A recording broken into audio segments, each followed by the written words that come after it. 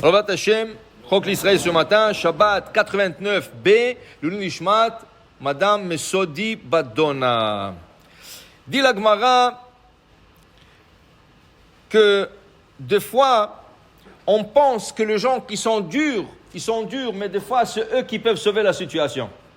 Comment on voit ça? Dit la Gemara, regarde. Il y a un temps où à Kadosh Baruch Hu, il y avait un Israël qui a fait trop de péchés. Et il voulait que quelqu'un étudie le mérite sur le peuple pour qu'il n'aurait pas à les exterminer.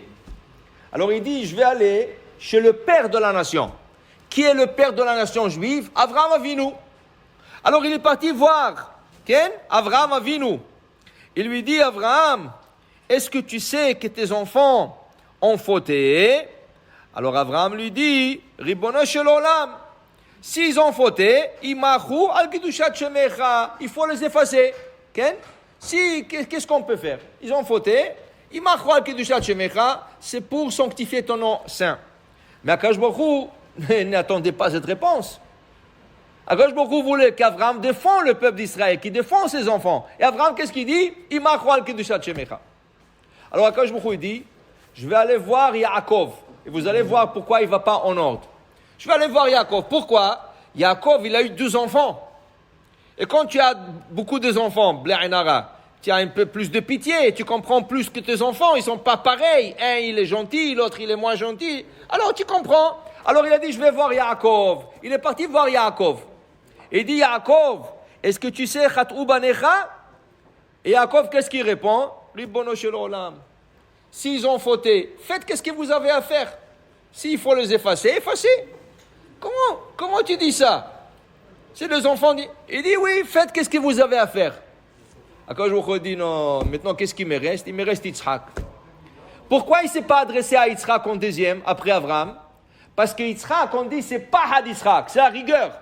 Okay? C'est pour ça qu'on dit que tout le converti qu'Abraham a fait pendant son vivant, des milliers et des milliers de gens, ils n'ont pas tenu, parce qu'ils ne pouvaient pas se coller avec Yitzhak. Yitzhak faisait peur. Même sa femme avait peur de lui. Pas Chas v'Shalom, c'est un homme qui se faisait peur aux autres. Rien que son apparence, elle émettait la peur d'Hachem. Tu craignais Hachem. Okay? Alors, il disait, je ne peux pas, mais c'est le dernier qui reste. Alors, Akadosh Baruch Hu est venu chez lui. Il dit, Yitzhak, est-ce que tu sais que Banecha Khat'u? Est-ce que tu sais que tes enfants ont fauté? Et Yitzhak, il dit une seconde là. Pourquoi vous dites mes enfants? Pourquoi? C'est pas vos enfants, Hachem? C'est pas mes enfants aussi, c'est vos enfants aussi. Et vous, dans la Torah, Hachem, vous avez écrit Beni, Bechori, Israël, mon fils, mon aîné, Israël. Alors c'est votre fils, Am Israël, c'est votre enfant. Qu'est-ce que vous me dites, mes enfants? C'est vos enfants aussi? C'est nos enfants. D'abord, c'est nos enfants. Deuxièmement, dit Yitzhak, combien une personne vit pour pécher devant Hachem? 70 ans, d'accord? Il dit, Dal, Esrim Shana de lo anasht alayu. Il faut enlever de 70 ans, 20 ans, où le Bet Din Shel Ma'ala, le tribunal céleste, ne punit pas une personne. Jusqu'à 20 ans, une personne, il n'est pas responsable de ses actions dans le tribunal céleste.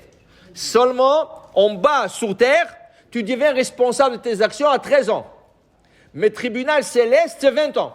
Donc, 20 ans, on enlève déjà du compte. Il me reste 50 ans.